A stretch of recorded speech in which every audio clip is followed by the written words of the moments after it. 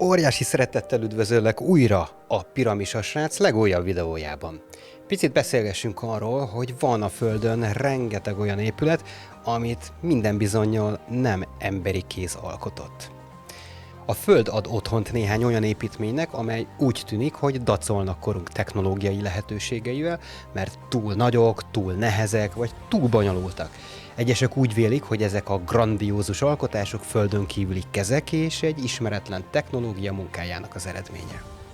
Mai anyagunkat kezdjük a lerágott csontokkal, mert mindig van benne valami újdonság. Közvetlenül Kairó mellett, Gízában Egyiptom leghíresebb piramisai emelkednek ki a sivatagból. A tudomány mai álláspontja szerint több mint 4500 évvel ezelőtt épült gízai piramisok, olyan monumentális sírok, ahol ősi királynőket és fárókat temettek el. Azonban azok a tudósok, akik már nem feltétlenül az akadémia tagjai, ők már bemerik vallani, hogy jóval régebbiek, sumer agyagtáblák leírása szerint egyébként a piramisok már 400 000 évvel ezelőtt is ott voltak, hiszen ezeket használták tájékozódási pontnak. És soha nem használták semmilyen temetkezésre ezeket az építményeket, ráadásul egy árva hieroglifa sincsen bennük sehol, így tulajdonképpen fogalmuk sincsen, hogy mi célt szolgálthattak. De pontosan hogyan építették ezeket az egyiptomiak, ha ők építették egyáltalán? A nagy piramis több millió pontosan faragott kőből áll, amelyek súlya legalább 2 tonna, még a mai darukkal és egyéb építőipari berendezésekkel is óriási kihívás lenne egy akkora piramis építése, mint mondjuk Khufu fáraóé. És akkor ott van a piramisok csillagászati konfiguráció is, amely az Orion övében lévő csillagokhoz igazodik.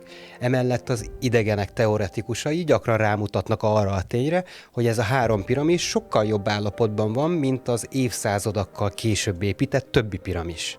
Tehát az egyiptomi piramisok idegenek műalkotásai lennének?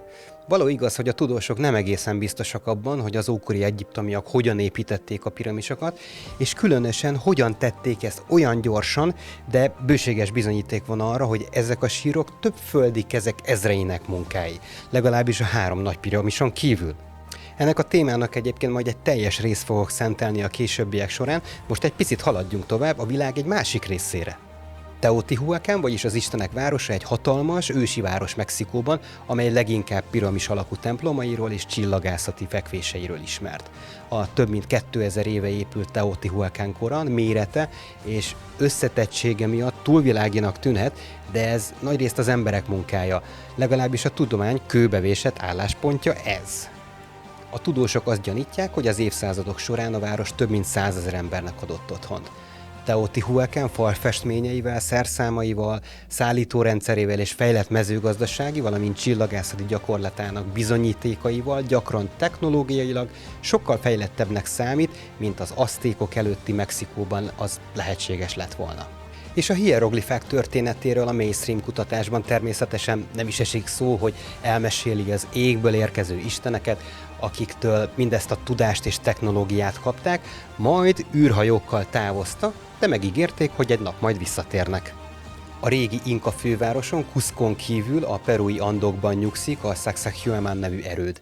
Az 1000 éves, egymásba kapcsolódó erődfalak egyébként 360 tonnát nyomó sziklákból épültek fel, amelyeket több mint 30 kilométerről kellett elhordaniuk építőiknek, mielőtt felemelték volna, majd lézeres pontossággal illesztették azokat a helyükre. Ez az elmélet már önmagában lehetetlen. Abszolút jogos a kérdés tehát, hogy egy ősi kultúra hogyan hajtott végre egy ilyen mérnöki bravúrt. Az inkák ugyan nagyon ügyesek voltak házak és erődített komplexumok építésében, az égbolt megfigyelésében és a naptártervezésben, de semmi fellelhető emlék vagy dokumentum nincs arra vonatkozóan, hogyan épültek meg Sacsayhuamán falai. A régészek persze előálltak egy magyarázattal, miszerint a közelmúltban felfedezték annak a kötélkaros rendszernek a nyomait, amellyel az inkák köveket szállítottak kőbányáikból városaikba, ami egyszerűen a találékonyságuk eredménye volt, és nem az idegeneké. Oké, a városaikba felvitték kötelekkel a köveket. De hogyan épültek meg a városok, és legfőképpen ezek a falak, amelyek közé még egy papírlapot sem lehet beilleszteni, ráadásul a mai napig nem képes az ember ilyen pontossággal felépíteni semmit sem, főleg lézer és hidraulika segítsége nélkül. És ahogy az imént említettem, természetesen még erről is fogunk majd beszélgetni egy külön részben, ahol picit az ősi építményeket fogjuk 100%-osan górcső alá vonni, vetni. Kinek hogy tetszik. Most menjünk át egy picit egy másik világba, ami igazából a kedvencem. Ez pedig nem más, mint a Húsvét-szigetek.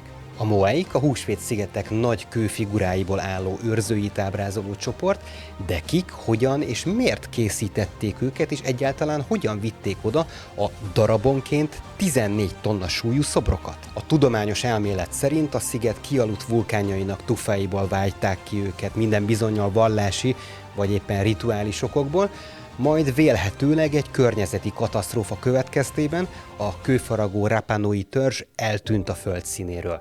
És ennyi a sztori, ezzel meg is van magyarázva minden. Azzal már abszolút nem foglalkozik a tudomány, hogy a helyiek elmondása szerint az őseik az úgynevezett manát használták, amivel lebegtetni tudták a szobrokat, és a szemük különleges kőzeteket tartalmazott, amivel egyfajta védőpajzsat voltak képesek húzni a sziget köré. Erre pedig azért volt szükség, mert a szigeten található, egyetlen vonalban elhelyezkedő 7 tagból álló Moaik az innen 3500 kilométerre elhelyezkedő Marquesas sziget felé tekintenek, akik megvédik otthonokat a betolakodóktól. Ez önmagában még nem is lenne meglepő, az már sokkal inkább az, hogy az úgynevezett Tiki egy repülőkenúval érkezett az égből a Marquesas szigetekre, akinek megnyúlt koponyája, nagy szeme és vékony teste volt. Ő hozta a manát is magával, és tudását átadta a népnek. 7 fia azonban haragban volt egymással, és elküldte őket a Húsvét-szigetekre, és csak akkor jöhetnek vissza a legenda szerint, ha megtalálták a közös békét. A logika így már arra enged következtetni, hogy földön kívüliek építették, földön kívüli technikával az önmagukat ábrázoló szobrokat, akiknek földi otthonuk a Marquesas szigetek után a Húsvét-szigetek lett. A nagy nyári melegben most erre a kettcsináló videóra volt értekezésem, ezeket mindenképpen ki fogom még tárgyalni egy teljes egész videóban, ahogy azt már több alkalommal is említettem a mai nap folyamán. Írd meg kommentben azt, hogy neked mely az az épület, ami egy kicsit megdolgozza az agytekervényeidet. Addig is pedig, ja hát igen, és a legfontosabb, kérlek iratkozz fel a csatornámra, hogy ne maradj le az újdonságokról. Addig is pedig, sziasztok, puszi nektek, kellemes nyarat és rock and roll!